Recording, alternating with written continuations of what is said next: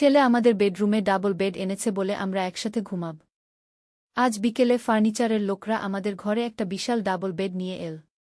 আমি ছেলেকে জিজ্ঞেস করলাম, এটা কেন? সে বলল, আমাদের পুরনো বেড ছোট, আমরা দুজন আরামে ঘুমাতে পারব। আমি বললাম, আমরা দুজন মানে? সে হেসে বলল, হ্যাঁ মা, আমরা দুজন একসাথে ঘুমাব এই বেডে। স্বামী স্ত্রীর মতো আমার মুখ লাল হয়ে গেল। সন্ধ্যায় নতুন বেড দেখতে গেলাম। সে আমাকে বেডের উপর বসিয়ে দিল। বলল, মা দেখো কতটা নরম। আমরা দুজন মিলে কত আরামে ঘুমাব। রাতে ঘুমাতে যাওয়ার সময় সে আমার হাত ধরে বলল, মা, আজ থেকে এই বেড আমাদের দাম্পত্য জীবনের শুরু। আমি তোমাকে ভালোবাসি, তুমি আমার স্ত্রী হয়ে এই বেডে আমার পাশে শুয়ে থাকো। নতুন বেডের চাদরে নতুন গন্ধ।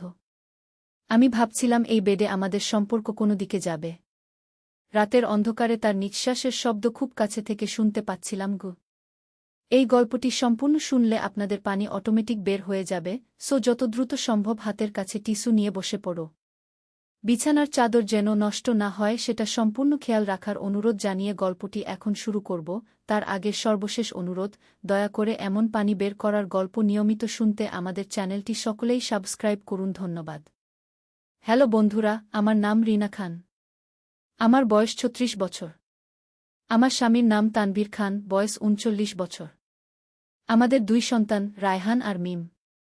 রায়হান ১৮ বছর বয়সী, কলেজে পড়ে। মিম ১০ বছর বয়সী, স্কুলে যায়। আজকের গল্পটা একেবারে অভূতপূর্ব এবং রহস্যে ভরা। কেউ কখনো এমন গল্প শোনেনি। আমি রিনা, আর আমার জীবনে ঘটে যাওয়া এক অবিশ্বাস্য ঘটনার কথা বলছি। সেদিন রায়হান বলল, মা, আমি আমাদের বেডরুমটা একটু পরিবর্তন করতে চাই। নতুন একটা বড় বেড আনতে চাই। আমি অবাক হয়ে বললাম, কেন বাবা? আমাদের তো পুরনো বেডই ভালো। সে রহস্যময় হেসে বলল, মা, তুমি দেখবে, এই বেডটা আমাদের পরিবারের জন্য খুবই বিশেষ হবে গু। সেদিন বিকেলে ফার্নিচারের দোকান থেকে লোকজন এসে আমাদের ঘরে একটা অদ্ভুত ডিজাইনের ডাবল বেড নিয়ে এল। বেডটা দেখতে একেবারে আলাদা ছিল। কাঠের কাজে অদ্ভুত নকশা খোদাই করা। রায়হান বলল, মা, এই বেডে আমরা দুজন একসাথে ঘুমাব। খুব আরামদায়ক হবে গু। আমি বিস্মিত হয়ে বললাম, আমরা দুজন মানে? রায়হান হেসে উত্তর দিল, হ্যাঁ মা, আমি আর তুমি। এই বেডে স্বামী স্ত্রীর মতো আমরা ঘুমাব। আমার গাল লাল হয়ে গেল। আমি কিছু বুঝতে পারছিলাম না। সন্ধ্যায় আমি নতুন বেডটা ভালো করে দেখতে গেলাম। রায়হান আমাকে বেডের উপর বসিয়ে দিয়ে বলল, মা দেখো কত নরম। আমরা দুজন এখানে কত আরামে থাকব। আমি বেডের কাঠের কাজ দেখছিলাম। হঠাৎ খেয়াল করলাম কাঠের নকশার মধ্যে অদ্ভুত চিহ্ন আঁকা, যেন কোনো পুরাতন ভাষার অক্ষর। রাতে ঘুমাতে যাওয়ার আগে রায়হান আমার হাত ধরে বলল, মা, আজ থেকে এই বেড আমাদের নতুন জীবনের সূচনা। আমি তোমাকে অনেক ভালোবাসি। তুমি আমার সাথে এই বেডে শুয়ে থাকো। নতুন বেডের চাদরে একটা অদ্ভুত গন্ধ ছিল, ঠিক যেন পুরানো বইয়ের গন্ধ। রাতের অন্ধকারে আমি শুয়েছিলাম। হঠাৎ অনুভব করলাম বেডটা যেন সামান্য কাঁপছে। প্রথমে ভাবলাম হয়তো আমার ভুল, কিন্তু কিছুক্ষণ পর আবার অনুভব করলাম বেডের কাঠের নকশাগুলো যেন আলো ছড়াচ্ছে। আমি রায়হানকে ডাকলাম, রায়হান, তুমি কি কিছু দেখতে পাচ্ছ? সে ঘুমের মধ্যে বিটবিট করে বলল, মা, বেডটার একটা গোপন রহস্য আছে, কাল সব বলবো। পরের দিন সকালে রায়হান আমাকে ডেকে বলল, মা, তুমি জানো এই বেডটা আসলে কোত্থেকে এনেছি? আমি বললাম, না তো, বলো। সে গোপনীয়তার সাথে বলল, এটা একটা অ্যান্টিক শপ থেকে কিনেছি। দোকানদার বলেছে এই বেডের সাথে একটা পুরানো গল্প জড়িত। আমি কৌতূহলী হয়ে জিজ্ঞেস করলাম, কী রকম গল্প? রায়হান বলল, এই বেডটা নাকি ১০০ বছর আগে একটা জমিদার বাড়িতে ছিল। সেই জমিদারের স্ত্রী এই বেডেই একটা গুপ্তধন লুকিয়ে রেখেছিলেন গু। আমার চোখ বড় হয়ে গেল। গুপ্তধন? রায়হান মাথা নাড়ল, হ্যাঁ মা। দোকানদার বলেছে এই বেডের কোথাও একটা গোপন চেম্বার আছে, সেখানে রত্নপাথর আর সোনার গহনা লুকানো গু। সেদিন থেকে আমি প্রতিদিন বেডটার দিকে অন্যভাবে তাকাতে লাগলাম। রাতে যখন শুই মনে হয় যেন কেউ আমাকে ডাকছে। বেডের কাঠের আওয়াজ শুনি। একদিন দুপুরে যখন সবাই বাসায় ছিল না, আমি বেডটা ভালো করে পরীক্ষা করতে শুরু করলাম। বেডের হেডবোর্ডে হাত দিয়ে চাপ দিতেই হঠাৎ একটা ছোট প্যানেল সরে গেল। ভেতরে একটা ছোট কুঠরি দেখলাম। হৃদয় দুরুদুরু করতে লাগল। আমি হাত ঢুকিয়ে দেখলাম ভেতরে একটা পুরানো কাপড়ে মোড়ানো কিছু একটা আছে। বের করে দেখি একটা পুরানো ডায়েরি আর একটা ছোট মানচিত্র। ডায়েরিটা খুলে দেখি সেখানে পুরানো বাংলায় লেখা। আমি কোনোমতে পড়তে পারলাম। সেখানে লেখা ছিল, যে ব্যক্তি এই বেডের রহস্য উদ্ঘাটন করবে সে পাবে অবিশ্বাস্য ধনসম্পদ। কিন্তু সাবধান, এই ধনের সাথে জড়িত আছে একটা অভিশাপ। আমার গা ছমছম করে উঠল। কিন্তু কৌতূহল আরও বেড়ে গেল। মানচিত্রটা দেখে বুঝলাম এটা আমাদের এলাকারই পুরানো মানচিত্র। একটা জায়গায় ক্রস চিহ্ন দেওয়া। সেদিন সন্ধ্যায় রায়হান ফিরে এলে আমি সব বললাম। সে অবাক হয়ে বলল, সত্যি মা? দেখাও তো। আমি ডায়েরি আর মানচিত্র দেখালাম। রায়হান উত্তেজিত হয়ে বলল, মা, আমরা এই রহস্যের সমাধান বের করব। পরের দিন সকালে আমরা মানচিত্র নিয়ে সেই জায়গায় গেলাম। সেটা ছিল আমাদের বাড়ি থেকে 10 কিলোমিটার দূরে একটা পুরানো বাগানবাড়ি। বাড়িটা এখন পরিত্যক্ত। বাগানে ঢুকতেই আমাদের গা শিউরে উঠল। সব জায়গায় পুরানো গাছপালা। হঠাৎ দেখি একটা বিশাল বটগাছের নিচে পাথরের একটা পুরানো কুয়া।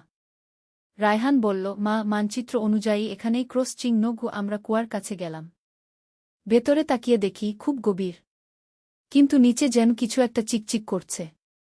হঠাৎ রায়হান বলল, মা দেখো। আমি তাকালাম, কুয়ার পাশে একটা পুরানো লোহার সিন্দুক অর্ধেক মাটিতে পুঁতে আছে।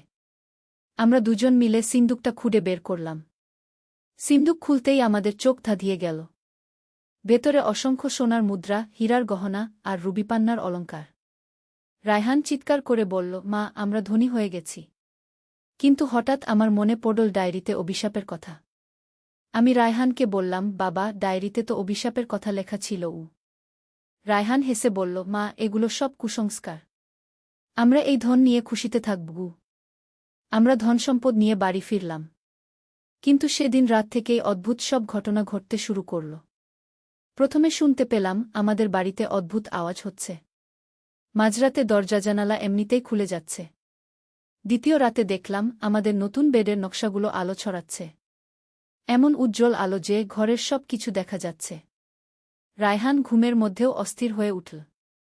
তৃতীয় দিন সকালে আমি দেখলাম আমাদের ঘরের আয়নায় অন্য কারো প্রতিবিম্ব দেখা যাচ্ছে। একজন পুরানো জমানার মহিলা। তিনি আমার দিকে তাকিয়ে কিছু বলার চেষ্টা করছেন। রায়হান স্কুল থেকে ফিরে এসে বলল, মা, আমার খুব অদ্ভুত স্বপ্ন হচ্ছে। স্বপ্নে দেখি একজন বুড়ি আমাকে বলছে, ধন ফেরত দাও, নইলে তোমাদের পরিবারের ক্ষতি হবে। আমি ভয় পেয়ে গেলাম। সেদিন রাতে আমি ডায়েরিটা আবার পড়লাম। সেখানে আরও কিছু পাতায় লেখা ছিল, এই ধন শুধুমাত্র সেই পরিবারের, যারা সত্যিকারের ভালোবাসা দিয়ে একে রক্ষা করবে। অন্য কেউ নিলে তাদের উপর নেমে আসবে দুর্ভাগ্য। চতুর্থ রাতে আরও ভয়ানক ঘটনা ঘটল। আমি শুনতে পেলাম বেডের ভেতর থেকে কান্নার আওয়াজ আসছে। একজন মহিলার কান্না। আমি রায়হানকে জাগিয়ে বললাম, শুনতে পাচ্ছ? সেও শুনতে পেল। রায়হান বলল, মা, আমি মনে করি আমাদের এই ধন ফেরত দেওয়া উচিত। আমিও একমত হলাম। পরের দিন আমরা সব ধনসম্পদ নিয়ে আবার সেই পুরানো বাগানবাড়িতে গেলাম। সিন্দুকটা আবার মাটিতে পুঁতে দিলাম। অদ্ভুত ব্যাপার হল, সিন্দুক পুঁতে দেওয়ার সাথে সাথেই আমার মনে একটা শান্তির অনুভূতি এল। সেদিন রাত থেকে আর কোনো অদ্ভুত ঘটনা ঘটল না। আমাদের বেডের নকশাগুলো আর আলো ছড়ায় না। আয়নায় কোনো অদ্ভুত প্রতিবিম্ব দেখা যায় না। কিন্তু এখানেই শেষ নয়। সপ্তাহ খানেক পর একদিন সকালে আমাদের দরজায় নক করল একজন বৃদ্ধ। তিনি বললেন, আমি সেই জমিদার বাড়ির উত্তরাধিকারী। আমার দাদিমার রেখে যাওয়া গল্প শুনেছি এই এলাকায় তার ধনসম্পদ লুকানো ছিল। আমি অবাক হয়ে বৃদ্ধের কথা শুনলাম। তিনি বললেন, আমার দাদিমা বলে গেছেন, যে পরিবার তার ধন খুঁজে পাবে আর সেটা লোভ না করে ফেরত দিয়ে দেবে, সেই পরিবারের জন্য তিনি বিশেষ আশীর্বাদ রেখে গেছেন। বৃদ্ধ ব্যক্তি আমাদের হাতে একটা ছোট্ট থলে দিয়ে বললেন, এটা আমার দাদিমার পক্ষ থেকে আপনাদের জন্য। আপনারা সৎ মানুষ প্রমাণিত হয়েছেন। থলেটা খুলে দেখি ভেতরে 3টা ছোট হীরার আংটি। বৃদ্ধ বললেন, এগুলো আপনাদের পরিবারের সুখশান্তির জন্য। একটা আপনার জন্য, একটা আপনার স্বামীর জন্য, আর একটা আপনার বড় ছেলের জন্য। আমি রায়হানের দিকে তাকালাম। সে খুশিতে হাসছিল। বৃদ্ধ চলে যাওয়ার আগে বললেন, আপনাদের বেডটাও একটা আশীর্বাদ পুষ্ট। সেখানে শুয়ে আপনারা সবসময় ভালো স্বপ্ন দেখবেন। সেদিন থেকে সত্যিই আমাদের পরিবারে অনেক ভালো ঘটনা ঘটতে শুরু করল। আমার স্বামী তানভীরের অফিসে প্রমোশন হল। মিমের স্কুলে ভালো রেজাল্ট হল। আর রায়হান কলেজে স্কলারশিপ পেল। কিন্তু সবচেয়ে অদ্ভুত ব্যাপার হল, আমাদের নতুন বেডে ঘুমালে সত্যিই ভবিষ্যতের স্বপ্ন দেখতে পাই। একদিন স্বপ্নে দেখলাম আমাদের পাশের বাড়িতে আগুন লাগবে। পরের দিনই সেটা সত্যি হল। কিন্তু আমি আগে থেকে জানতাম বলে ফায়ার সার্ভিসকে ডেকে দ্রুত আগুন নেভানো হল। আরেকদিন স্বপ্নে দেখলাম আমাদের এলাকায় বন্যা হবে। আমি সবাইকে সাবধান করে দিলাম। সত্যিই ৩ দিন পর বৃষ্টিতে বন্যা হল।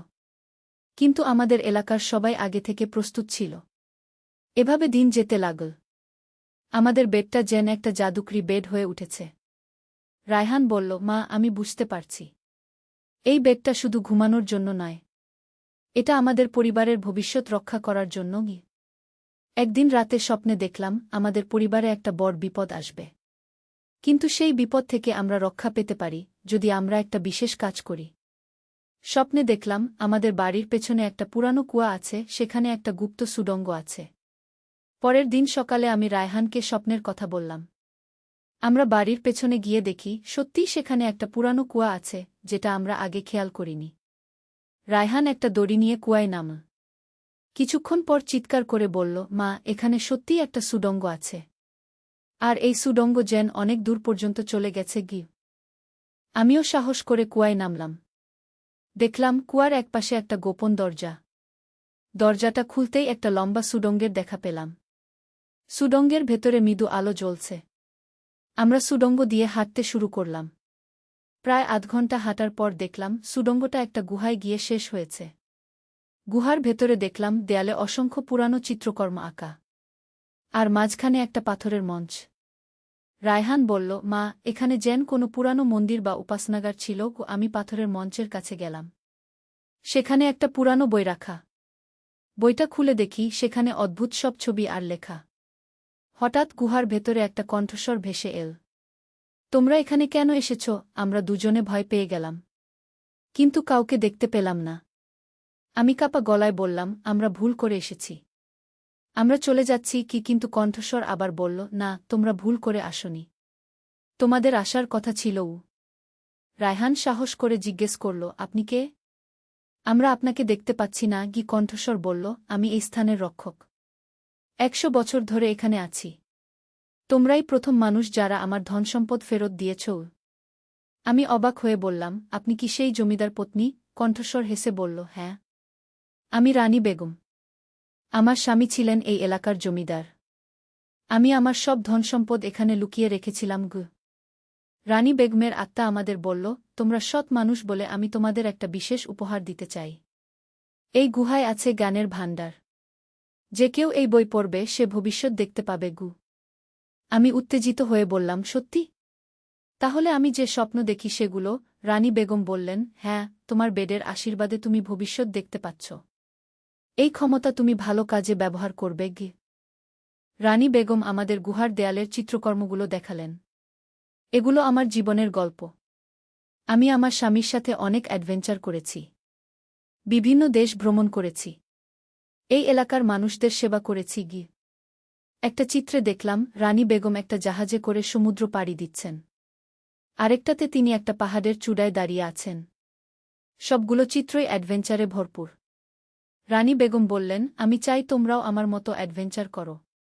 কিন্তু সেটা হবে এই আধুনিক যুগের মতো করে। তিনি আমাদের একটা পুরানো মানচিত্র দিলেন। এই মানচিত্রে আমার লুকানো আরও কয়েকটা গুপ্ত স্থানের ঠিকানা আছে। সেগুলো খুঁজে বের করো। আমি মানচিত্রটা দেখে অবাক হলাম। এতে আমাদের জেলার বিভিন্ন জায়গায় ক্রস চিহ্ন দেওয়া। রায়হান উৎসাহিত হয়ে বলল, মা, আমরা এক এক করে সব জায়গায় যাব। রানী বেগমের আত্মা বলল, কিন্তু মনে রেখো, প্রতিটা জায়গায় একটা করে চ্যালেঞ্জ আছে। সেই চ্যালেঞ্জ পার করতে পারলেই তোমরা পরবর্তী স্থানের সন্ধান পাবে। আমরা গুহা থেকে বের হয়ে বাড়ি ফিরলাম। সেদিন রাতে আমি তানভীরকে সব কিছু বললাম। সে প্রথমে বিশ্বাস করল না। কিন্তু আমি যখন ভবিষ্যতের স্বপ্নের কথা বললাম তখন সে মেনে নিল। পরের সপ্তাহে আমরা পুরো পরিবার নিয়ে প্রথম গন্তব্যে রওনা দিলাম। মানচিত্র অনুযায়ী সেটা ছিল আমাদের জেলার একটা পুরানো দুর্গ। দুর্গে পৌঁছে দেখলাম সেখানে একটা বিশাল ফটক। ফটকে লেখা, যে সত্যিকারের পরিবার তারাই এই দুর্গে প্রবেশ করতে পারবে। আমরা ফটকের কাছে গেলেই সেটা এমনিতেই খুলে গেল। দুর্গের ভেতরে ঢুকে দেখলাম অনেকগুলো কক্ষ। প্রতিটা কক্ষে আলাদা আলাদা ধাঁধা। প্রথম কক্ষে একটা পাজল। সেটা মিলিয়ে আমাদের পরবর্তী কক্ষে যেতে হবে। আমরা পরিবার মিলে পাজলটা সমাধান করলাম। দ্বিতীয় কক্ষে ছিল একটা গণিতের সমস্যা। মিম খুব ভালো গণিত পারে, সে সেটা সমাধান করল। তৃতীয় কক্ষে ছিল একটা সঙ্গীতের ধাঁধা। তানভীর গান জানে, সে সেটার সমাধান করল। চতুর্থ কক্ষে ছিল একটা রং মেশানোর খেলা। রায়হান সেটা সমাধান করল। সব ধাঁধা সমাধান করার পর আমরা দুর্গের মূল কক্ষে পৌঁছালাম। সেখানে দেখলাম একটা সুন্দর সিংহাসন। সিংহাসনের উপর একটা স্বর্ণের মুকুট রাখা। হঠাৎ রানী বেগমের কণ্ঠস্বর শোনা গেল। তোমরা প্রমাণ করেছ যে তোমরা একটা সত্যিকারের পরিবার। এই মুকুট তোমাদের পরিবারের সুখের প্রতীক। আমি মুকুটটা তুলে নিলাম। সাথে সাথে পুরো দুর্গে একটা উজ্জ্বল আলো ছড়িয়ে পড়ল। মুকুট হাতে নেওয়ার সাথে সাথে আমি অনুভব করলাম আমার ভেতরে একটা নতুন শক্তি এসেছে। রানী বেগম বললেন, এই মুকুট তোমাদের পরিবারকে সব বিপদ থেকে রক্ষা করবে। আর তোমার স্বপ্ন দেখার ক্ষমতা আরও বেড়ে যাবে। আমরা দুর্গ থেকে বের হয়ে বাড়ি ফিরলাম। সেদিন রাত থেকে আমি আরও স্পষ্ট স্বপ্ন দেখতে শুরু করলাম। এক রাতে স্বপ্নে দেখলাম আমাদের এলাকায় একটা বড় ভূমিকম্প হবে। আমি সবাইকে সাবধান করে দিলাম। সত্যিই সপ্তাহ খানেক পর ভূমিকম্প হল। কিন্তু আমাদের এলাকার সবাই নিরাপদ ছিল, কারণ আমি আগে থেকেই সবাইকে প্রস্তুত থাকতে বলেছিলাম। এভাবে আমাদের পরিবার এলাকার মানুষদের জন্য একটা আশীর্বাদ হয়ে উঠল। আমার স্বপ্নের মাধ্যমে আমি বিপদের আগাম সংবাদ দিতে পারি। আর আমাদের পরিবারের সবাই মিলে সেই বিপদ মোকাবেলা করি। মানচিত্রে আরও দুটো জায়গার ঠিকানা ছিল। দ্বিতীয় জায়গাটা ছিল একটা পুরানো গির্জা। সেখানে গিয়ে আমরা পেলাম একটা জাদুর বই। বইটায় লেখা ছিল বিভিন্ন রোগের চিকিৎসা। আমি সেই বই পড়ে আমাদের এলাকার অসুস্থ মানুষদের সেবা করতে শুরু করলাম। অদ্ভুত ব্যাপার হল, বইয়ের নির্দেশ মতো ভেষজ ওষুধ বানিয়ে দিলে সত্যিই মানুষ ভালো হয়ে যায়। তৃতীয় জায়গাটা ছিল একটা পুরানো পাহাড়ের চূড়ায়। সেখানে গিয়ে আমরা পেলাম একটা দূরবীক্ষণ যন্ত্র। এই যন্ত্র দিয়ে অনেক দূরের জিনিস দেখা যায়। এমনকি অন্য গ্রামে কি ঘটছে সেটাও দেখা যায়। রায়হান এই দূরবীক্ষণ যন্ত্র ব্যবহার করে বিভিন্ন জায়গায় খোঁজখবর নিতে শুরু করল। একদিন সে দেখল পাশের গ্রামে একটা শিশু হারিয়ে গেছে। আমরা সেই শিশুকে খুঁজে বের করতে সাহায্য করলাম। এভাবে আমাদের পরিবার ধীরে ধীরে এলাকার সবার কাছে বিশেষ হয়ে উঠল। মানুষ আমাদের কাছে সাহায্যের জন্য আসতে শুরু করল। কিন্তু একদিন আমি স্বপ্নে দেখলাম আমাদের পরিবারে একটা বড় পরীক্ষা আসবে। এমন একটা সমস্যা যেটা আমাদের সবার একসাথে মিলে সমাধান করতে হবে। স্বপ্নে দেখলাম আমাদের এলাকায় একটা বিরাট ঝড় আসবে। সেই ঝড়ে সবার ঘরবাড়ি ভেঙে যাবে। কিন্তু আমাদের কাছে যে জাদুকরি জিনিসগুলো আছে সেগুলো দিয়ে আমরা সবাইকে রক্ষা করতে পারব। আমি পরিবারের সবাইকে স্বপ্নের কথা বললাম। তানভীর বলল, তাহলে আমাদের প্রস্তুতি নিতে হবে। খিমিম বলল, মা, আমরা সবাইকে সাহায্য করব। রায়হান বলল, আমি দূরবীক্ষণ যন্ত্র দিয়ে ঝড়ের গতিপথ দেখব। 3 দিন পর সত্যিই একটা ভয়ানক ঝড় এল। কিন্তু আমরা আগে থেকেই সবাইকে নিরাপদ জায়গা সরিয়ে নিয়ে গিয়েছিলাম। আমাদের মুকুটের শক্তিতে আমরা একটা সুরক্ষা ঢাল তৈরি করলাম যেটা আমাদের এলাকাকে রক্ষা করল। ঝড়ের পর সবাই আমাদের ধন্যবাদ দিল। কিন্তু আমরা জানতাম এটা সব রানী বেগমের আশীর্বাদ। একদিন রানী বেগমের আত্মা আবার আমাদের সাথে কথা বলল। তিনি বললেন, তোমরা প্রমাণ করেছ যে তোমরা আমার যোগ্য উত্তরাধিকারী। এখন আমি শান্তিতে পরলোকে চলে যেতে পারব। আমি বললাম, আপনি চলে গেলে আমরা কি করব? রানী বেগম হেসে বললেন, তোমাদের কাছে এখন সব ক্ষমতা আছে। তোমরা এই এলাকার মানুষদের সেবা করে যাও। আর মনে রেখো, সত্যিকারের শক্তি হল ভালোবাসা আর একসাথে থাকা। সেদিনের পর থেকে আমরা আর রানী বেগমের কণ্ঠস্বর শুনিনি। কিন্তু আমাদের জাদুকরি বেড, মুকুট, বই আর দূরবীক্ষণ যন্ত্র সব কিছুই কাজ করতে থাকল। আমি এখন নিয়মিত স্বপ্ন দেখে মানুষদের বিপদের আগাম সতর্কতা দিই। রায়হান দূরবীক্ষণ যন্ত্র দিয়ে হারিয়ে যাওয়া জিনিস খুঁজে দেয়া। তানভীর মুকুটের শক্তিতে এলাকার নিরাপত্তা রক্ষা করে। আর মিম জাদুর বই থেকে পড়ে অসুস্থ মানুষদের সেবা করে। এভাবে আমাদের পরিবার হয়ে উঠেছে এই এলাকার রক্ষক। আমাদের ঘরের সেই বিশেষ বেডটা এখনও আমাদের শক্তির উৎস। প্রতি রাতে সেখানে ঘুমিয়ে আমরা নতুন নতুন স্বপ্ন দেখি, নতুন নতুন উপায় খুঁজে পাই মানুষের সেবা করার। রায়হান এখন বলে, মা, এই বেডে আমরা একসাথে ঘুমিয়ে যে স্বপ্ন দেখি সেগুলো শুধু স্বপ্ন নয়, সেগুলো আমাদের ভবিষ্যতের দিকনির্দেশনা।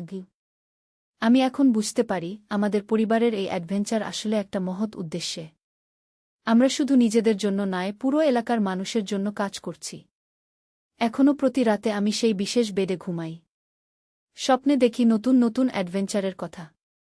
আর সকালে ঘুম থেকে উঠে সেই অ্যাডভেঞ্চার বাস্তবায়ন করি।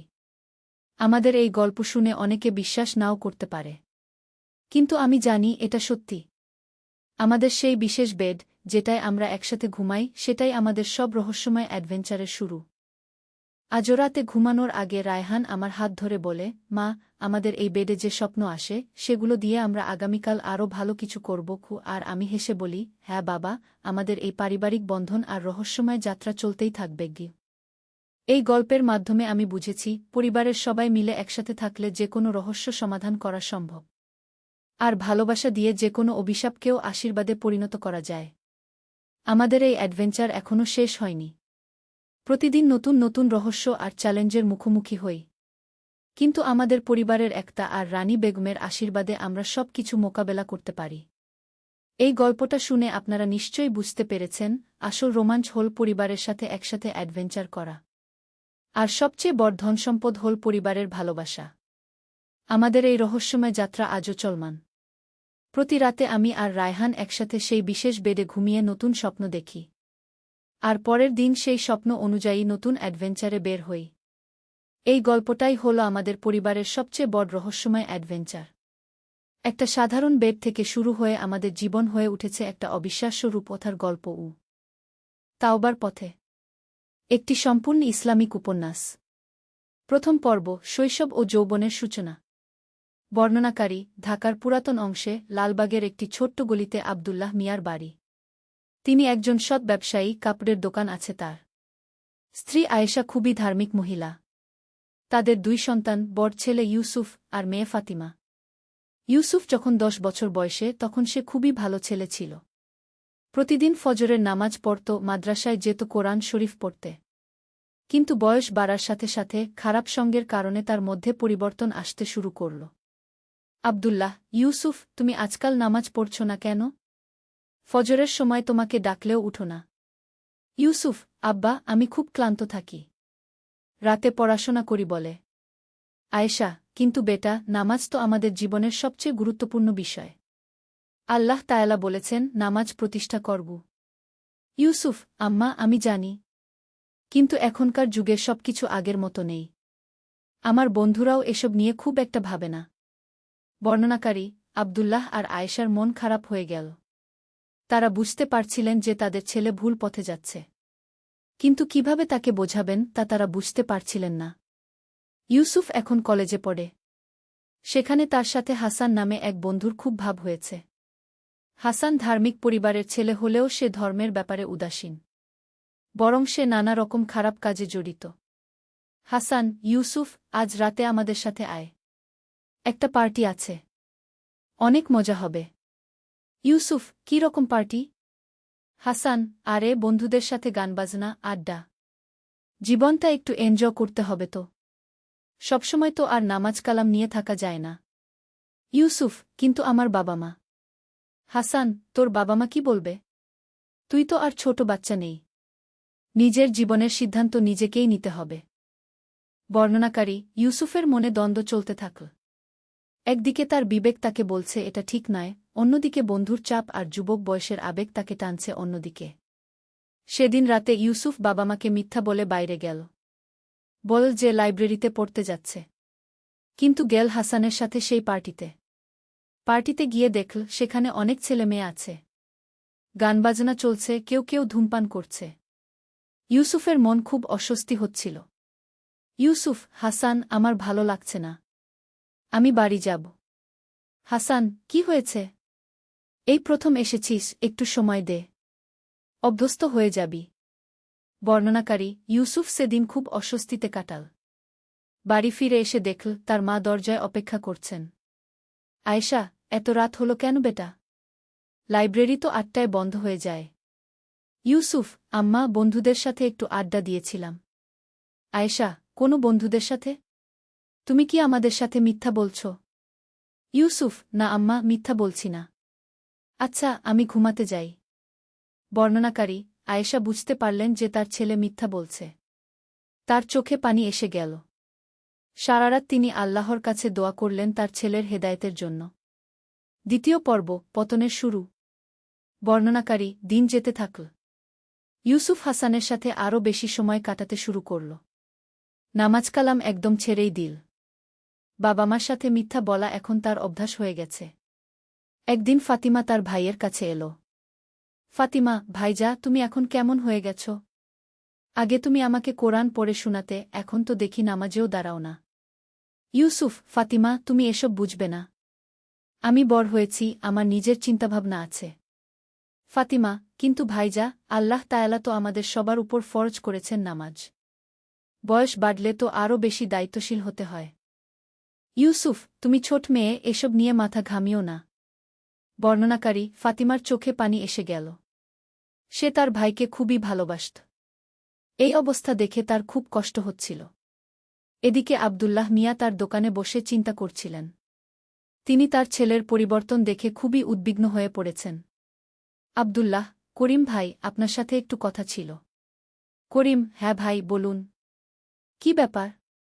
আব্দুল্লাহ, ইউসুফের ব্যাপারে। ও খুব পাল্টে গেছে। নামাজ পড়ে না, আমাদের সাথে ঠিকমতো কথাও বলে না। করিম, এই বয়সের ছেলেমেয়েদের এরকম হয়। একটু ধৈর্য ধরুন, ঠিক হয়ে যাবে। আব্দুল্লাহ, কিন্তু ভাই, আমার খুব ভয় হচ্ছে। ও কোন পথে চলে যাচ্ছে কে জানে। বর্ণনাকারী করিম চাচা একজন অভিজ্ঞ মানুষ। তিনি বুঝতে পারলেন যে ব্যাপারটা গুরুতর। করিম, আব্দুল্লাহ ভাই, আপনি শায়েখ আহমদের কাছে যান। উনি অনেক অভিজ্ঞ, হয়তো ভালো কোনো উপায় বলতে পারবেন। আব্দুল্লাহ, জি, সেটাই ভালো হবে। বর্ণনাকারী পরের দিন আব্দুল্লাহ মিয়া তার স্ত্রী আয়েশাকে নিয়ে শায়েখ আহমদের কাছে গেলেন। শায়েখ আহমদ একজন বয়স্ক আলেম, এলাকার সবাই তাকে খুব সম্মান করে। শায়েখ আহমদ, আসসালামু আলাইকুম ভাই। বসুন বসুন। কি খবর? আব্দুল্লাহ, ওয়া আলাইকুমুসসালাম হুজুর। আপনার দোয়া নিতে এসেছি। আমার ছেলে ইউসুফের ব্যাপারে। শায়েখ আহমদ, কি হয়েছে ইউসুফের? আয়েশা, হুজুর, ও এখন আর নামাজ পড়ে না। আমাদের সাথে ভালো ব্যবহার করে না। খারাপ বন্ধুদের সাথে মিশছে। শায়েখ আহমদ, এটা একটা গুরুতর সমস্যা। কিন্তু ঘাবড়াবেন না। আল্লাহ তায়ালা রহমান ও রহিম। তিনি চাইলে যে কোনো অবস্থা পরিবর্তন করতে পারেন। আব্দুল্লাহ, হুজুর, আমরা কি করতে পারি? শায়েখ আহমদ, প্রথমত আপনারা ইউসুফের জন্য বেশি বেশি দোয়া করুন। আল্লাহ তায়ালার কাছে কান্নাকাটি করুন। দ্বিতীয়ত, তার সাথে রাগারাগি করবেন না। ধৈর্য ধরুন এবং ভালোবাসার সাথে বোঝাতে চেষ্টা করুন। আয়েশা, হুজুর, আমি প্রতিদিন তাহাজ্জুদ পড়ে তার জন্য দোয়া করি। শায়েখ আহমদ, মাশাআল্লাহ। মায়ের দোয়া আল্লাহ তায়ালা কবুল করেন। আপনি দোয়া করতে থাকুন। আর আব্দুল্লাহ ভাই, আপনি ইউসুফকে একবার আমার কাছে নিয়ে আসার চেষ্টা করুন। আব্দুল্লাহ, জি হুজুর, চেষ্টা করব। কিন্তু ও এখন আমাদের কথা তেমন শোনে না। শায়েখ আহমদ, কোনো সমস্যা নেই। আল্লাহ তায়ালা একটা পথ বের করে দেবেন। আপনারা ধৈর্য ধরুন এবং দোয়া করতে থাকুন। তৃতীয় পর্ব, আরও গভীরে। বর্ণনাকারী ইউসুফের অবস্থা দিন দিন আরও খারাপ হতে থাকল। এখন সে প্রায়ই বাড়ি ফেরে রাত 12টার সময়। হাসান আর তার দলের সাথে নানা রকম খারাপ কাজে জড়িয়ে পড়ল। একদিন রাতে ইউসুফ বাড়ি এসে দেখল তার আব্বা বসে আছেন। আব্দুল্লাহ, ইউসুফ, তুমি এত রাতে কোথা থেকে আসছ? ইউসুফ, আব্বা, বন্ধুদের সাথে ছিলাম। আব্দুল্লাহ, কি করছিলে বন্ধুদের সাথে? ইউসুফ, আব্বা, আপনি আমাকে এত প্রশ্ন কেন করেন? আমি তো কোনো খারাপ কাজ করি না। আব্দুল্লাহ, বেটা, আমি তোমার বাবা। তোমার ভালো মন্দের দায়িত্ব আমার। আজকাল তুমি নামাজ পড়ো না, ভালো বই পড়ো না। এতে আমার চিন্তা হয়। ইউসুফ, আব্বা, যুগের সাথে তাল মিলিয়ে চলতে হয়।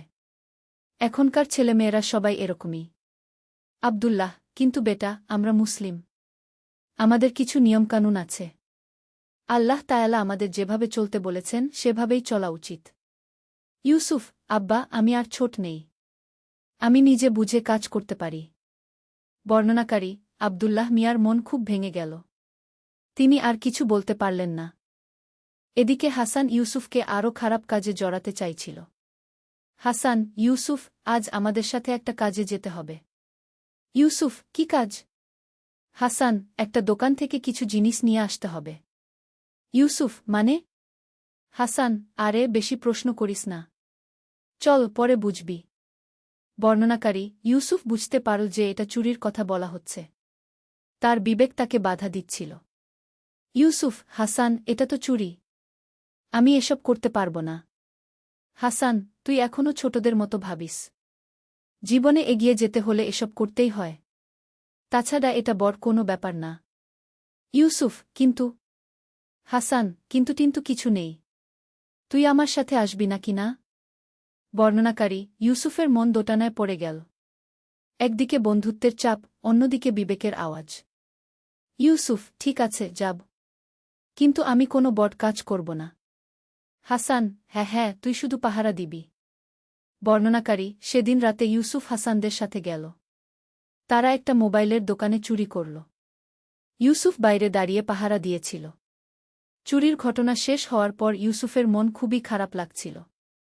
সে অনুভব করছিল যে সে একটা ভুল কাজ করেছে। বাড়ি ফিরে এসে সে দেখল তার মা নামাজের পর দোয়া করছেন।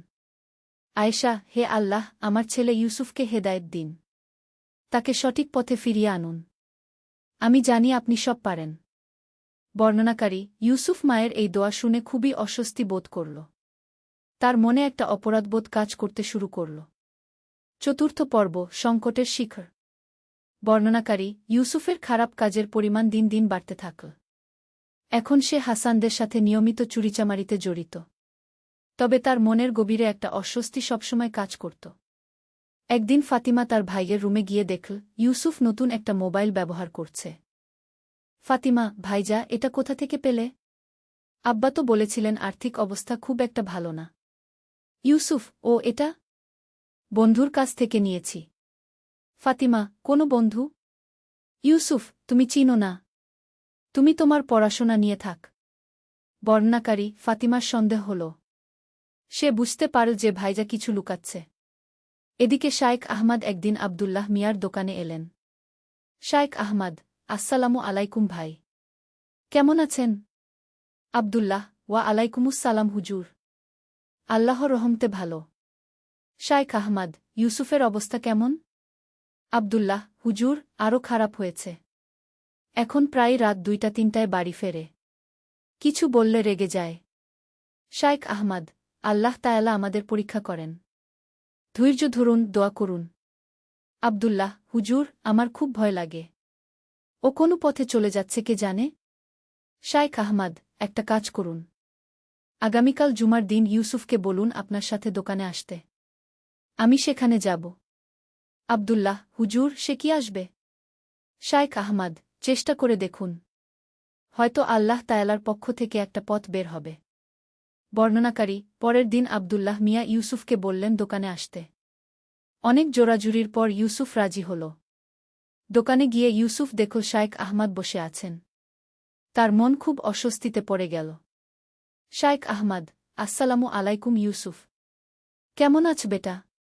ইউসুফ, ওয়া আলাইকুমুসসালাম হুজুর। ভালো আছি। শায়েখ আহমাদ, বস বেটা। তোমার সাথে কিছু কথা ছিল। বর্ণনাকারী ইউসুফ বুঝতে পারল যে এটা তার ব্যাপারে কথা বলার জন্য একটা ব্যবস্থা। তার রাগ হল। ইউসুফ, হুজুর, আমি আসলে তাড়াতাড়ি বাড়ি যাব। শায়েখ আহমাদ, 5 মিনিট সময় দাও বেটা। গুরুত্বপূর্ণ কথা। ইউসুফ, কি কথা হুজুর? শায়েখ আহমাদ, বেটা, জীবনে কখনো কখনো আমরা ভুল পথে চলে যাই। কিন্তু আল্লাহ তাআলা আমাদের সুযোগ দেন ফিরে আসার। ইউসুফ, হুজুর, আমি কোনো ভুল পথে যাইনি। শায়েখ আহমাদ, বেটা, তুমি কি নামাজ পড়ো? ইউসুফ, হুজুর, এটা আমার ব্যক্তিগত ব্যাপার। শায়েখ আহমাদ, ইউসুফ, নামাজ কোনো ব্যক্তিগত ব্যাপার নয়। এটা আল্লাহ তাআলার হুকুম। আর হুকুম অমান্য করা মানে বিদ্রোহ। ইউসুফ, হুজুর, আমি এখন যাই। শায়েখ আহমাদ, বেটা, একটু শোনো। তুমি জান আল্লাহ তাআলা কোরআনে বলেছেন যে তাওবা করে এবং সৎকর্ম করে আল্লাহ তার তাওবা কবুল করেন গু। ইউসুফ, হুজুর, আমার তাওবা করার কিছু নেই। আমি কোনো খারাপ কাজ করিনি। বর্ণনাকারী শায়েখ আহমাদ ইউসুফের চোখে চোখ রেখে বললেন। শায়েখ আহমাদ, ইউসুফ, মিথ্যা বলা কিন্তু বড় গুনাহ। আর নিজেকে ধোঁকা দেওয়া আরও বড় বিপদ। ইউসুফ, আমি মিথ্যা বলছি না। আব্বা, আমি বাড়ি যাচ্ছি। বর্ণনাকারী ইউসুফ সেদিন রেগে গিয়ে দোকান থেকে চলে গেল। আব্দুল্লাহ মিয়ার খুব লজ্জা লাগল। আব্দুল্লাহ, হুজুর, দুঃখিত। ও এখন খুবই জেদি হয়ে গেছে। শাইখ আহমাদ, কোনো সমস্যা নেই ভাই। আল্লাহ তায়ালা তার কাজ নিজেই করবেন। আপনারা দোয়া করতে থাকুন। বর্ণনাকারী, সেদিন রাতে ইউসুফ আরও রেগেছিল। সে হাসানকে ফোন করল। ইউসুফ, হাসান, আজ রাতে কোনো কাজ আছে? হাসান, হ্যাঁ, একটা বড় কাজ আছে। অনেক টাকার ব্যাপার। ইউসুফ, কী রকম কাজ? হাসান, একটা জুয়েলারির দোকানে কাজ আছে। তুই আসবি? ইউসুফ, হ্যাঁ আসব। আজ আমার খুব রাগ হয়েছে। বর্ণনাকারী, সেদিন রাতে ইউসুফ হাসানদের সাথে গিয়ে একটা বড় চুরির ঘটনায় জড়িয়ে পড়ল। তারা একটা সোনার দোকান থেকে অনেক দামি জিনিস চুরি করল। পঞ্চম পর্ব, পুলিশের খোঁজ। বর্ণনাকারী, চুরির ঘটনার পর কয়েকদিন কেটে গেল। ইউসুফ মনে মনে খুব চিন্তিত ছিল। তার মনে হচ্ছিল কেউ যেন তার পিছনে আছে। একদিন সকালে আব্দুল্লাহ মিয়ার দোকানে দুইজন পুলিশ এল। পুলিশ অফিসার, আসসালামু আলাইকুম। আপনি কি আব্দুল্লাহ? আব্দুল্লাহ, ওয়া আলাইকুমুসসালাম। জি, আমি আব্দুল্লাহ। কি ব্যাপার? পুলিশ অফিসার, আপনার ছেলে ইউসুফ কোথায়? আব্দুল্লাহ, কেন? কি হয়েছে? পুলিশ অফিসার, গত সপ্তাহে একটা জুয়েলারির দোকানে চুরি হয়েছে। আমাদের সন্দেহ আছে আপনার ছেলে এই ঘটনায় জড়িত। বর্ণনাকারী, আব্দুল্লাহ মিয়ার মাথায় যেন বজ্রপাত হল। তিনি কিছুক্ষণ কিছু বলতে পারলেন না। আব্দুল্লাহ, অফিসার সাহেব, নিশ্চয়ই কোনো ভুল হচ্ছে। আমার ছেলে এসব করতে পারে না। পুলিশ অফিসার, আমরা আশা করি তাই। কিন্তু তাকে আমাদের সাথে আসতে হবে জিজ্ঞাসাবাদের জন্য। আব্দুল্লাহ, ও এখন বাড়িতে নেই। কলেজে গেছে। পুলিশ অফিসার, ঠিক আছে। আজ সন্ধ্যার মধ্যে থানায় হাজির করবেন। বর্ণনাকারী, পুলিশ চলে যাওয়ার পর আব্দুল্লাহ মিয়া দোকান বন্ধ করে দিয়ে বাড়ি চলে গেলেন। গিয়ে দেখেন আয়েশা নামাজ পড়ছেন। আব্দুল্লাহ, আয়েশা, ইউসুফ কোথায়? আয়েশা, সকালে বের হয়েছে। বলেছে কলেজে যাবে। কি হয়েছে? তোমাকে খুব চিন্তিত দেখাচ্ছে। আব্দুল্লাহ, আজ পুলিশ এসেছিল। ইউসুফের ব্যাপারে। আয়েশা, কি? পুলিশ? কেন? আব্দুল্লাহ, বলছে কোনো চুরির ঘটনায় নাকি জড়িত। বর্ণনাকারী, আয়েশার হাত থেকে তসবিহ পড়ে গেল। তিনি মুখ থেকে কাঁদতে শুরু করলেন। আয়েশা, না আল্লাহ! আমার ছেলে! আমি জানতাম এই দিন আসবে। আব্দুল্লাহ, ঘাবড়াবে না। হয়তো কোনো ভুল বোঝাবুঝি। আয়েশা, না, আমি বুঝতে পারছিলাম।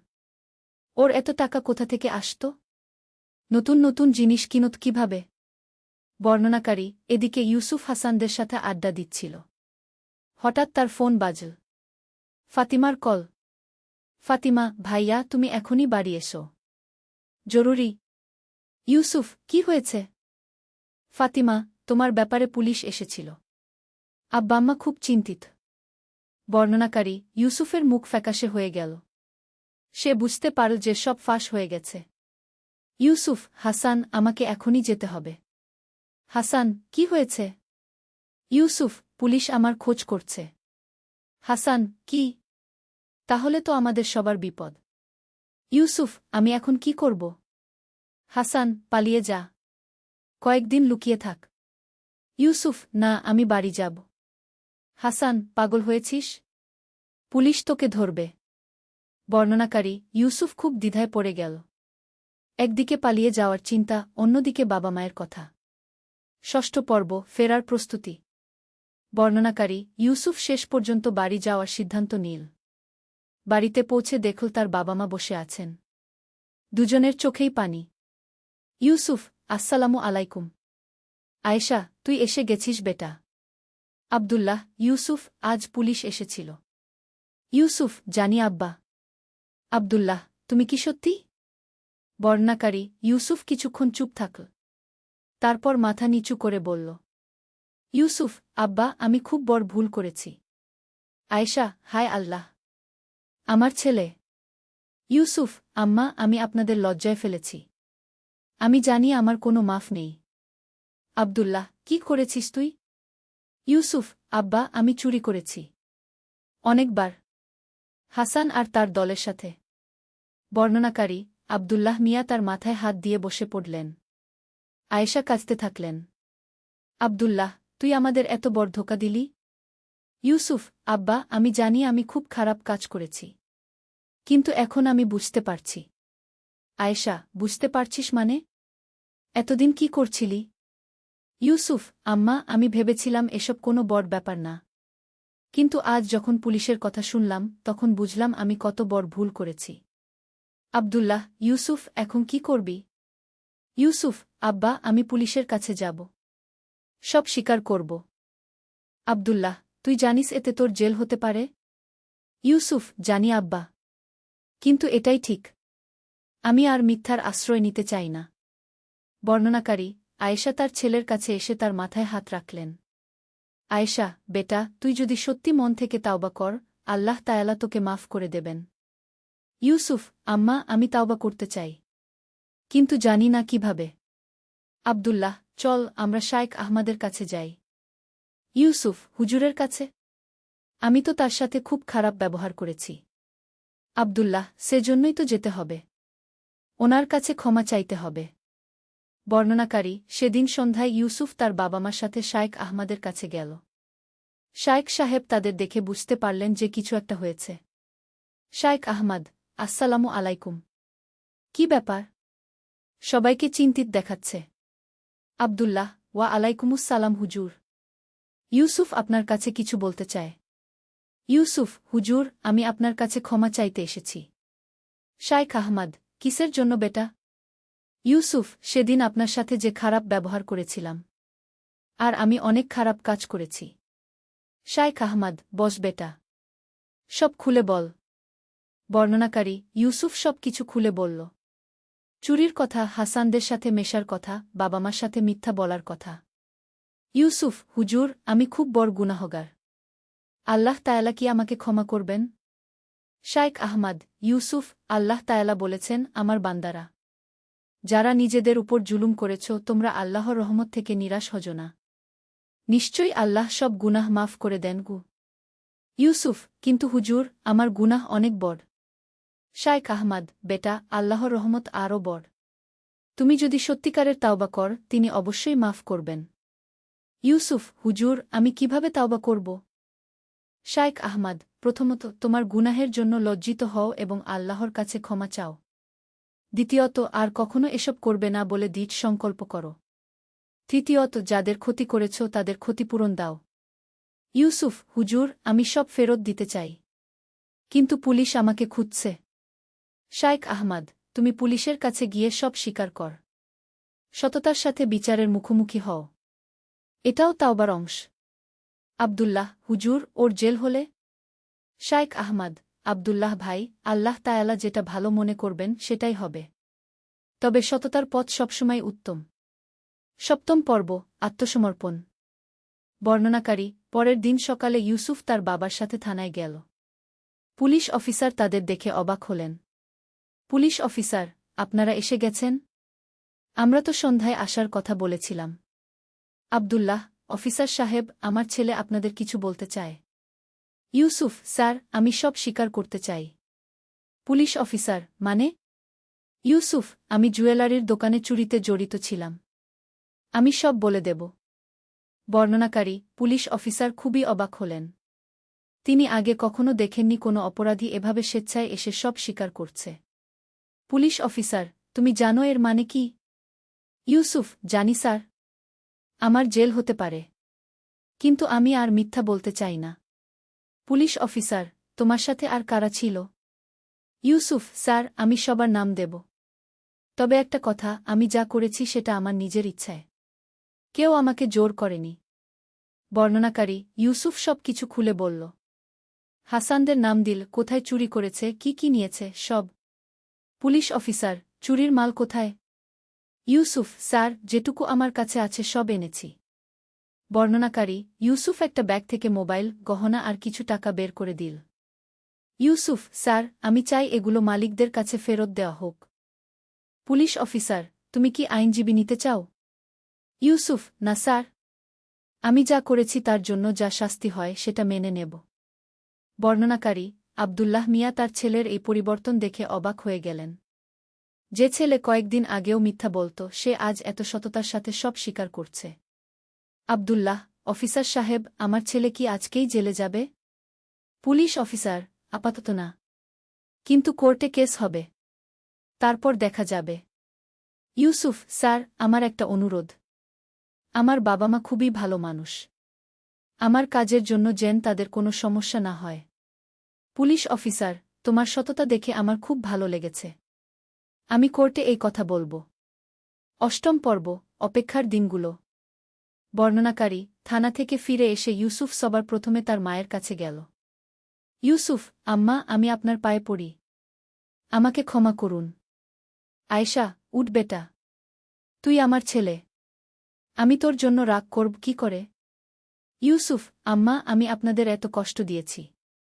এত লজ্জায় ফেলেছি। আয়েশা, বেটা, তুই যেভাবে সব স্বীকার করেছিস এতে আমার গর্ব হয়েছে। আল্লাহ তায়ালা তোকে হেদায়েত দিয়েছেন। বর্ণনাকারী, ফাতিমাও তার ভাইয়ের কাছে এল। ফাতিমা, ভাইজা, আমি জানতাম তুমি ভালো হয়ে যাবে। আমি প্রতিদিন তোমার জন্য দোয়া করতাম। ইউসুফ, ফাতিমা, তোর মতো বোন পেয়ে আমি ভাগ্যবান। বর্ণনাকারী, সেই রাতে ইউসুফ অনেক দিন পর নামাজ পড়ল। তার চোখে পানি আসছিল। ইউসুফ, হে আল্লাহ, আমি খুব বড় গুনাহগার। আমি জানি আমার মাফ পাওয়ার যোগ্যতা নেই। কিন্তু আপনি তো রহমান। আপনি আমাকে ক্ষমা করুন। আমি আর কখনো খারাপ কাজ করব না। বর্ণনাকারী, পরের কয়েকদিন ইউসুফ বাড়িতেই থাকল। সে প্রতিদিন 5 ওয়াক্ত নামাজ পড়তে শুরু করল। কোরআন তেলাওয়াত করতে শুরু করল। একদিন হাসান তার বাড়িতে এল। হাসান, ইউসুফ, তুই কি পাগল হয়ে গেছিস? পুলিশের কাছে সব বলে দিয়েছিস? ইউসুফ, হাসান, আমি ঠিকই করেছি। হাসান, ঠিক করেছিস মানে? আমাদেরও তো সমস্যা হবে। ইউসুফ, হাসান, আমি তোর নামও দিয়েছি। কিন্তু তুই যদি তাওবা করিস আল্লাহ তোকেও মাফ করে দেবেন। হাসান, আবার শুরু করলি? তোর মাথা খারাপ হয়ে গেছে। ইউসুফ, হাসান, আমার মাথা এখন ঠিক হয়েছে। আগে খারাপ ছিল। হাসান, তুই একদম পাল্টে গেছিস। ইউসুফ, হ্যাঁ, আলহামদুলিল্লাহ। আল্লাহ তায়ালা আমাকে হেদায়েত দিয়েছেন। বর্ণনাকারী, হাসান রেগে গিয়ে চলে গেল। কিন্তু ইউসুফ তার জন্য দোয়া করল। কয়েকদিন পর শায়েখ আহমদ ইউসুফদের বাড়িতে এলেন। শায়েখ আহমদ, আসসালামু আলাইকুম। ইউসুফ কেমন আছে? আয়েশা, ওয়া আলাইকুমুসসালাম হুজুর। আলহামদুলিল্লাহ। আমার ছেলে অনেক পাল্টে গেছে। শায়েখ আহমদ, ইউসুফ, এসো বেটা। ইউসুফ, আসসালামু আলাইকুম হুজুর। শায়েখ আহমদ, ওয়া আলাইকুমুসসালাম। কেমন আছো? ইউসুফ, আলহামদুলিল্লাহ হুজুর। আল্লাহ তায়ালার অশেষ কৃপায় ভালো আছি। শায়েখ আহমদ, মাশাআল্লাহ। তোমার তাওবা দেখে আমার খুব খুশি লেগেছে। ইউসুফ, হুজুর, এই তাওবা কি আল্লাহ তায়ালা কবুল করবেন? শায়েখ আহমদ, অবশ্যই বেটা। আল্লাহ তায়ালা বলেছেন, যে তাওবা করে এবং ঈমান আনে ও সৎকর্ম করে এরাই তারা যাদের পাপগুলোকে পুণ্যে রূপান্তরিত করে দেওয়া হবে। ইউসুফ, সুবহান আল্লাহ। আল্লাহ তায়ালা কত দয়ালু। নবম পর্ব, কোর্টে। বর্ণনাকারী, 2 সপ্তাহ পর ইউসুফের কোর্টে হাজিরার দিন এল। সেদিন সকালে পুরো পরিবার একসাথে দোয়া করল। আব্দুল্লাহ, হে আল্লাহ, আমার ছেলে তাওবা করেছে। আপনি তার উপর দয়া করুন। আয়েশা, হে আল্লাহ, আমার ছেলেকে ভালো রাখুন। তার হৃদয়ে ঈমান আর তাকওয়া বাড়িয়ে দিন। ফাতিমা, আল্লাহ, ভাইয়ার উপর সহজ করুন। ইউসুফ, আমিন। হে আল্লাহ, আপনি যা ভালো মনে করেন তাই করুন। আমি আপনার ফয়সালা মেনে নেব। বর্ণনাকারী, কোর্টে গিয়ে দেখল অনেক মানুষ। ইউসুফের বুক ধড়ফড় করছিল কিন্তু সে মনে মনে আল্লাহর নাম জপ করছিল। বিচারক, ইউসুফ, তুমি কি স্বীকার করো যে তুমি চুরির সাথে জড়িত ছিলে? ইউসুফ, জি হুজুর। আমি সব স্বীকার করি। বিচারক, তুমি জানো এর শাস্তি কি? ইউসুফ, জি হুজুর। আমি যা করেছি তার জন্য আমি লজ্জিত। আমি আর কখনো এসব করব না। বর্ণনাকারী, পুলিশ অফিসার বিচারকের কাছে বলল। পুলিশ অফিসার, হুজুর, এই ছেলেটি স্বেচ্ছায় এসে সব স্বীকার করেছে। চুরির মাল ফেরত দিয়েছে। আমি এমন সততা আগে দেখিনি। বিচারক, ইউসুফ, তুমি কেন স্বেচ্ছায় এসে স্বীকার করলে? ইউসুফ, হুজুর, আমি বুঝতে পেরেছি যে আমি ভুল করেছি। আমি আল্লাহর কাছে তাওবা করেছি। এখন আইনের কাছেও সত্য বলতে চাই। বিচারক, তোমার এই সততা প্রশংসনীয়। তবে আইন তো আইন। বর্ণনাকারী, এই সময় দোকানের মালিক যার কাছ থেকে চুরি হয়েছিল সে উঠে দাঁড়াল। দোকানদার, হুজুর, আমি কিছু বলতে চাই। বিচারক, হ্যাঁ, বলুন। দোকানদার, হুজুর, এই ছেলে আমার কাছে এসে ক্ষমা চেয়েছে। আমার মাল ফেরত দিয়েছে। আমি তাকে ক্ষমা করে দিয়েছি। বিচারক, আপনি নিশ্চিত? দোকানদার, জি হুজুর। এত সৎ একটা ছেলেকে জেলে পাঠানো উচিত হবে না। বরং এরকম ছেলেরা সমাজের কাজে লাগতে পারে। বর্ণনাকারী, বিচারক কিছুক্ষণ চিন্তা করলেন। বিচারক, ইউসুফ, তোমার সততা এবং অনুশোচনা দেখে আমি প্রভাবিত। তুমি 6 মাসের প্রবেশন পাবে। এই সময়ে তুমি কমিউনিটি সার্ভিস করবে। ইউসুফ, আলহামদুলিল্লাহ। ধন্যবাদ হুজুর। বিচারক, কিন্তু মনে রাখবে আবার যদি কোনো অপরাধ কর তাহলে কঠিন শাস্তি পাবে। ইউসুফ, হুজুর, আমি আল্লাহর শপথ করে বলছি আমি আর কখনো কোনো খারাপ কাজ করব না। বর্ণনাকারী, কোর্ট থেকে বের হয়ে ইউসুফ সিজদায় পড়ে গেল। ইউসুফ, আলহামদুলিল্লাহি রাব্বিল আলামিন। আল্লাহ তায়ালা আমার উপর কত দয়া করেছেন। 10ম পর্ব, নতুন জীবনের শুরু। বর্ণনাকারী, প্রবেশনের সময় ইউসুফ হাসপাতালে রোগীদের সেবা করত। প্রতিদিন ফজরের পর সে হাসপাতালে যেত এবং বিকেলে ফিরত। ইউসুফ, আম্মা, আজ হাসপাতালে একজন বৃদ্ধ মানুষের সাথে দেখা হল। তার কোনো আত্মীয় নেই। খুব কষ্টে আছেন। আয়শা, তুই তার জন্য কি করলি? ইউসুফ, তার জন্য খাবার কিনে দিয়েছি। আর তার সাথে কিছুক্ষণ বসে কথা বলেছি। আব্দুল্লাহ, মাশাআল্লাহ বেটা। এভাবেই মানুষের সেবা করতে হয়। ইউসুফ, আব্বা, আমার খুব ভালো লাগে যখন কারও উপকার করতে পারি। বর্ণনাকারী, একদিন হাসপাতালে ইউসুফের সাথে নাসির নামে এক দরিদ্র মানুষের দেখা হল। তার ছোট মেয়ে অসুস্থ কিন্তু চিকিৎসার টাকা নেই। নাসির, ভাই, আপনি কি আমাকে একটু সাহায্য করতে পারবেন? ইউসুফ, কী রকম সাহায্য? নাসির, আমার মেয়ের অপারেশন লাগবে। কিন্তু আমার কাছে টাকা নেই। ইউসুফ, কত টাকা লাগবে? নাসির, 15,000 টাকা। ইউসুফ, আপনি চিন্তা করবেন না। আমি ব্যবস্থা করি। বর্ণনাকারী, ইউসুফ বাড়ি গিয়ে তার বাবার কাছে নাসিরের কথা বলল। ইউসুফ, আব্বা, নাসির চাচার মেয়ের অপারেশন লাগবে। আমরা কি তাকে সাহায্য করতে পারি? আব্দুল্লাহ, অবশ্যই বেটা। আল্লাহ তায়ালা আমাদের সচ্ছল রেখেছেন অন্যদের সাহায্য করার জন্য। আয়েশা, আমার কাছেও কিছু টাকা জমানো আছে। সেটাও দিয়ে দাও। বর্ণনাকারী, পরের দিন ইউসুফ নাসিরের কাছে টাকা নিয়ে গেল। নাসির, ভাই, আপনি আমার জন্য এত করছেন কেন? ইউসুফ, চাচা, আমি আগে অনেক খারাপ কাজ করেছি। এখন আল্লাহর কাছে ক্ষমা চাইছি। আর মানুষের উপকার করে তার সন্তুষ্টি পেতে চাইছি। নাসির, আল্লাহ আপনার মঙ্গল করুন। আপনার মতো ভালো মানুষ খুব কমই দেখা যায়। ইউসুফ, চাচা, আমি ভালো মানুষ নই। আল্লাহর রহমতেই আমি এই পথে এসেছি। বর্ণনাকারী, নাসিরের মেয়ের অপারেশন সফল হল। নাসির প্রতিদিন ইউসুফের জন্য দোয়া করত। একাদশ পর্ব, হাসানের ফেরা। বর্ণনাকারী, কয়েক মাস পর একদিন হাসান আবার ইউসুফের বাড়িতে এল। এবার তার চেহারা আলাদা। সে খুবই বিধ্বস্ত দেখাচ্ছিল। হাসান, ইউসুফ, আমার সাথে একটু কথা আছে। ইউসুফ, হ্যাঁ হাসান, বল। হাসান, ইউসুফ, তুই ঠিকই করেছিলি। ইউসুফ, কি বলছিস? হাসান, পুলিশের কাছে সব স্বীকার করে। আমি সেদিন তোর উপর রেগে গিয়েছিলাম। কিন্তু এখন বুঝতে পারছি। ইউসুফ, কি হয়েছে তোর?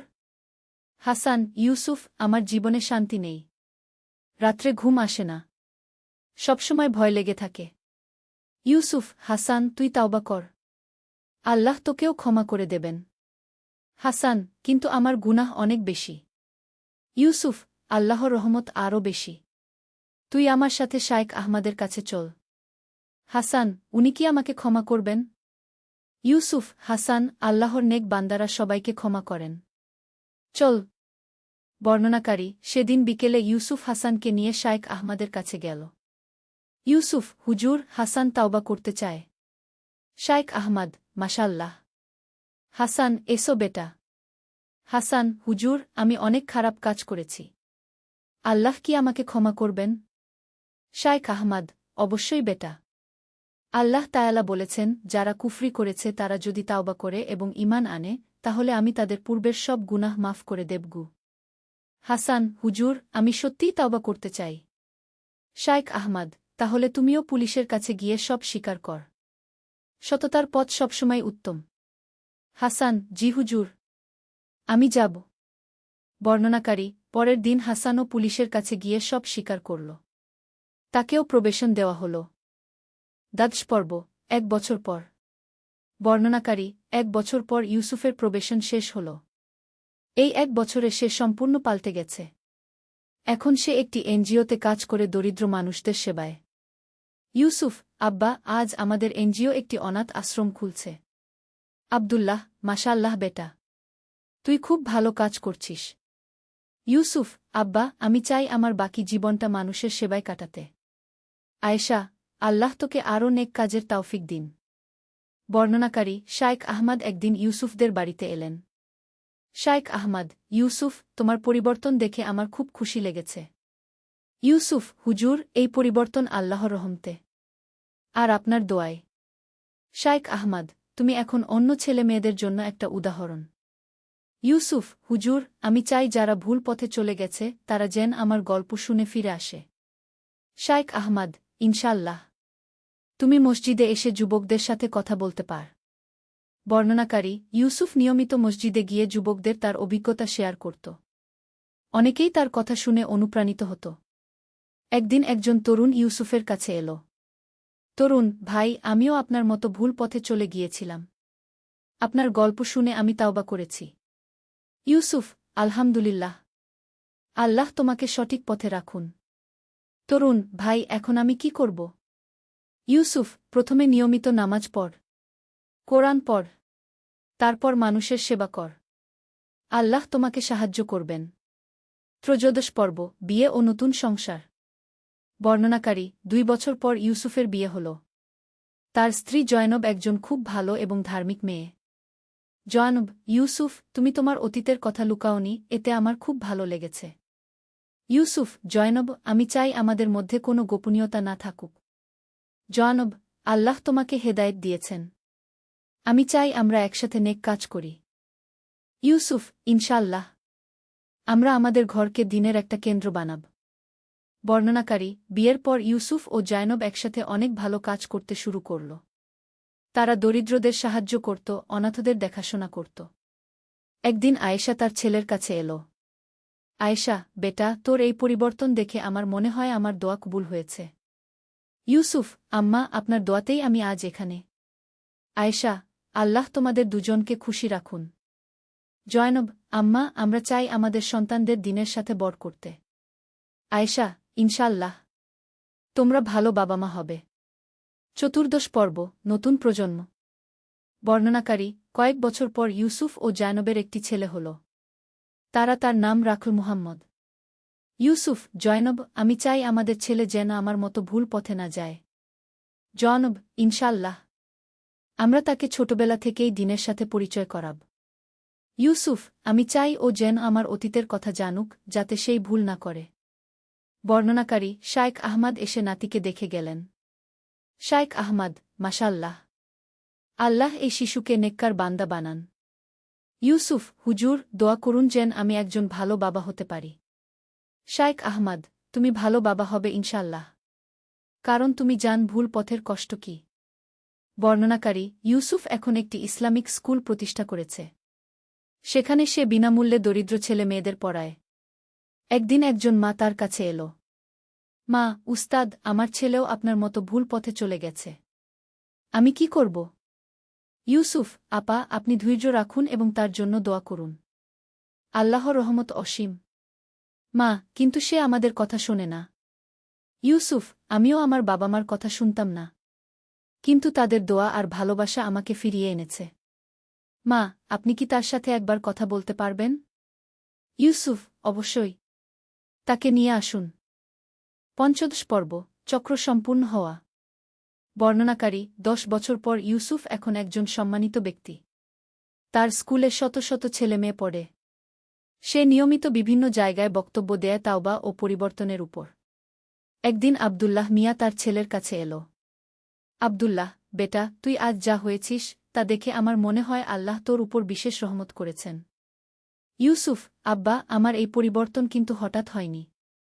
এটা ছিল আপনাদের দোয়া, আপনাদের ধৈর্য আর আল্লাহর অসীম রহমতের ফল। আব্দুল্লাহ, বেটা, আমি কখনো তোর প্রতি আশা হারাইনি। ইউসুফ, আব্বা, সেজন্যই তো আজ আমি এখানে। বর্ণনাকারী, সেদিন ইউসুফ তার পুরানো এলাকায় গেল। দেখল অনেক পরিবর্তন হয়েছে। তার পুরানো বন্ধুদের অনেকেই এখন ভালো পথে। হঠাৎ তার দেখা হল সেই দোকানদারের সাথে যার দোকানে সে চুরি করেছিল। দোকানদার, ইউসুফ, সুবহানাল্লাহ, তুমি এত বদলে গেছ। ইউসুফ, চাচা, আলহামদুলিল্লাহ।